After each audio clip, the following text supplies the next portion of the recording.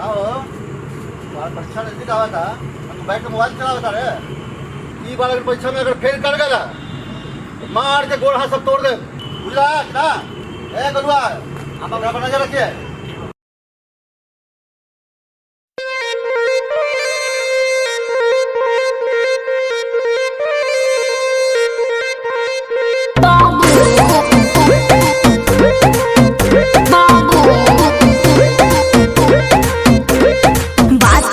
हफ्ते में कि 3 दिन घुमाओगे, हर शाम को गोलगप्पे और आइसक्रीम भी खिलाओगे। अरे तो जाओ खा लो। मछली जल्दी लानी है। बात हुई थी हफ्ते में कि 3 दिन घुमाओगे, हर शाम को गोलगप्पे और आइसक्रीम भी खिलाओगे। भूल गए हो जानू तुमको लव के संस्कार। बेबी गुस्सा हो बेबी? ना बेबी ना। बेबी गुस्सा हो? नहीं गुस्सा हो। ये बेबिया गुस्सा हो क्या? अरे तोरी माई के ना रे। तो बोल क्यों नहीं रहा? अरे पढ़ब ना तो जान बाबू लगी है हम। नहीं तो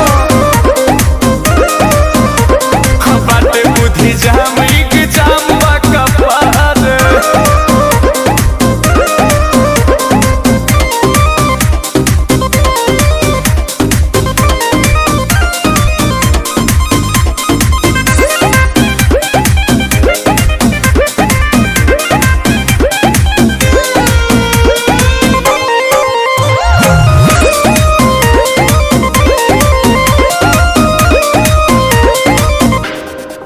जई घरे हमारा संगही में पढ़े के, छोटा छोटा ब्रेक लेके यार प्यार करे के।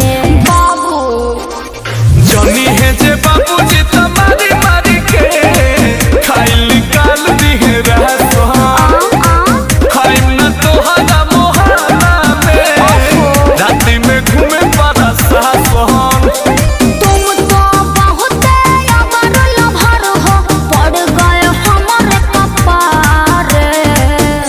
कुछ हुआ है क्या?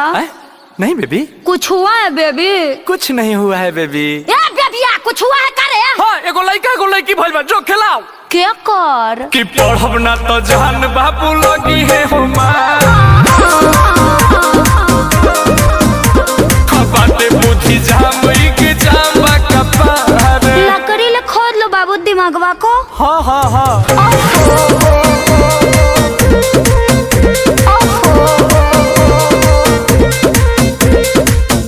इश्क जे करेला जानू रिस्क उहेले बे। अरे मिथुन चक्रवर्ती है हाँ। जानू तलैला खातिर जनवो भी देवे। आज मत को चुमाती हो कि तुम्हारे लिए जान दे। चक्कर में पड़ब जे इमोशन के हो जाही बड़ा का घाटा। ओ कैसे? दुल्हा न बन पाई हम तोहार, डीजे के होई हमारे साथ।